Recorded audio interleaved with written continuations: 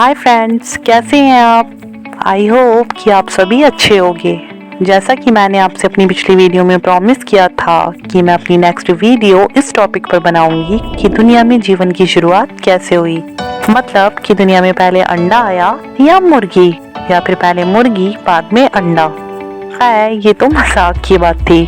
चलिए तो अब चलते हैं हम अपने टॉपिक की तरफ। मैं रिया एक बार फिर आपका स्वागत करती हूँ अपने चैनल अजब गजब दुनिया में।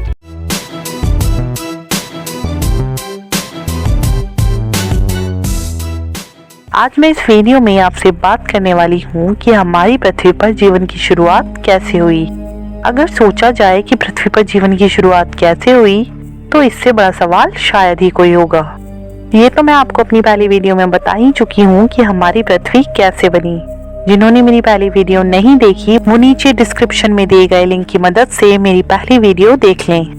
तो अब बात करते हैं कि हमारी पृथ्वी पर जीवन की शुरुआत कैसे हुई। अगर हम ध्यान से देखें तो हमारी इस पृथ्वी पर जीवों की न जाने कितनी प्रजातियां हैं। अगर सोचा जाए कि दुनिया में ये जीव और जीवन आया कैसे तो हमारा दिमाग घूमता है और जानना चाहता है कि दुनिया में जीवन आखिर आया कहाँ से।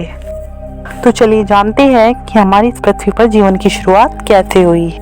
सभी जीवों में ये विशेषता होती है कि वो रिप्रोडक्शन मतलब प्रजनन कर सकते हैं और अपनी प्रजाति को बढ़ा सकते हैं।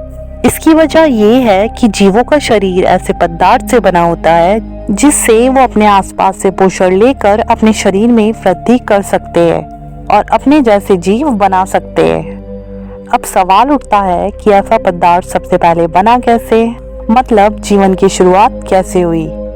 इस सवाल का जवाब जानने के लिए सालों से कई वैज्ञानिक जुटे हैं और सभी ने अपना अलग अलग विचार दिया है।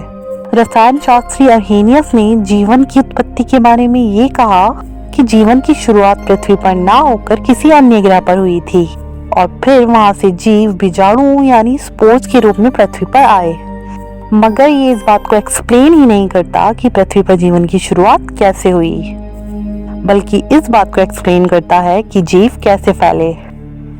19वीं शताब्दी से पहले तक काफी लोगों की ये सोच थी कि निर्जीव पदार्थों से जीव अपने आप पैदा हो जाते हैं, जैसे गोबर से झिल्लियां और कीचड़ में मेंढक। उसी समय पर फ्रांस के एक वैज्ञानिक लुई पाश्चर ने यह साबित किया कि ऐसा पॉसिबल ही नहीं है, केवल एक जीव से ही दूसरा जीव पैदा हो सकता है। फिर 1871 में चार्ल्स डार्विन ने यह सुझाव दिया कि काफी हद तक ऐसा पॉसिबल है कि जीवन की शुरुआत गुनगुने पानी से भरे तालाब में हुई होगी, जिसमें सभी प्रकार के अमोनिया और फास्फोरिक लवण होंगे और जिसमें प्रकाश, ऊष्मा और विद्युत की क्रिया होती होगी। इससे एक प्रोटीन युक्त यौगिक बना होगा और फिर उसमें परिवर्तन होकर जीव बने होंगे। फिर इसके बाद रूस के वैज्ञानिक ओपरिन ने ये कहा कि वातावरण में जो ऑक्सीजन है वो कार्बनिक अणुओं को बनने से रोकती है और जीवन की उत्पत्ति के लिए कार्बनिक अणुओं का बनना बहुत जरूरी है।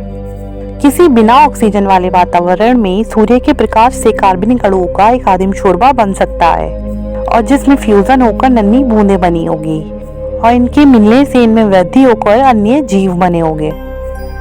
लगभग इसी समय पर अंग्रेज वैज्ञानिक जेबीएस हॉल्डन ने ओपरिन से मिलता जुलता सुझाव दिया। उनके अकॉर्डिंग पृथ्वी पर उस समय जो समुद्र थे वो आज के समुद्र की तुलना में बहुत अलग रहे होंगे, जिसमें ऐसे कार्बनिक यौगिक बने होंगे जिनसे जीवन की इकाइयां बनती है। ओपरिन और जेबीएस हॉल्डन ने जो सुझाव थे उनका कोई प्रायोगिक आधार नहीं था।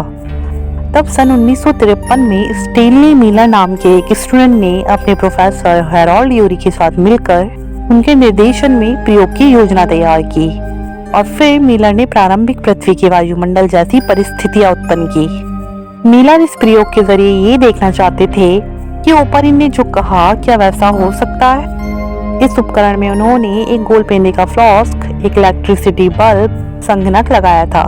फिर गोल पेंदे के फ्लास्क में पानी भरा और उसमें हवा निकालकर उसमें मीथेन, अमोनिया व हाइड्रोजन को भर दिया, जिसमें विद्युत विसर्जन होने के बाद मिलर ने कई हफ्तों तक उसका विश्लेषण किया और फिर उसमें अमीनो अम्ल, एसिटिक अम्ल और कई तरह के कार्बनिक पदार्थ पाए गए।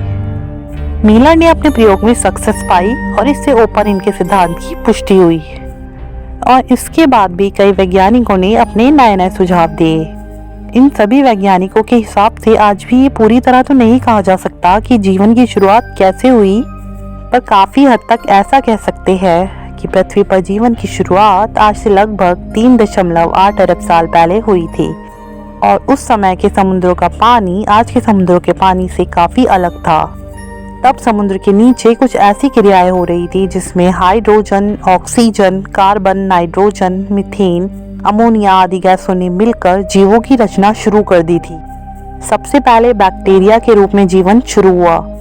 ये बैक्टीरिया एककोशिकीय जीव थे जिन्हें हम सिंगल सेल के नाम से भी जानते हैं। समुद्र में इन बैक्टीरिया की तादाद धीरे धीरे इतनी बढ़ने लगी थी कि समुद्र का पानी इनसे भर गया था और फिर करोड़ों साल बाद इन बैक्टीरिया ने आपस में जुड़कर एक पत्थर का रूप ले लिया जिन्हें स्ट्रेमाटोलाइट कहा जाता है। ये बैक्टीरिया प्रकाश संश्लेषण के दौरान ऑक्सीजन बनाते हैं। शुरुआत में पृथ्वी पर ऑक्सीजन नहीं थी, धीरे धीरे ऑक्सीजन बनी और इस लेवल तक पहुंची कि पृथ्वी पर सबसे पहले विकसित होने वाले जीव के बारे में ये कहा जा सकता है कि सबसे पहले बनने वाले जीव ऑक्सीजन की मदद से सांस नहीं लेते होंगे बल्कि बिना ऑक्सीजन के सांस लेते होंगे। फिर कुछ समय बाद इन बैक्टीरिया ने ऑक्सीजन के साथ जीना सीख लिया होगा। लगभग 550 करोड़ साल पहले वायुमंडल में ऑक्सीजन का लेवल 0 से बढ़कर 13% तक पहुंच गया था। ऑक्सीजन के साथ ही वायुमंडल में ओजोन लेयर बनने लगी जो हमें सूर्य की खतरनाक लेयर रेडिएशन से बचाती है। इसके चलते समुद्र में जीव और जानवरों के सबसे ज्यादा और सबसे बड़े समूह पैदा हुए। करीब 50 करोड़ साल पहले समुद्र में पहली कांटे वाली मछली पैदा हुई। ये मछलियां ही हमारी पूर्वज है। असल में आज के सारे रीढ़ वाले जीव इन मछलियों के आधारभूत ढांचे पर ही बने हैं। ऑक्सीजन की वजह से धरती पर जल से निकलकर पौधे सबसे पहले आगे बढ़े।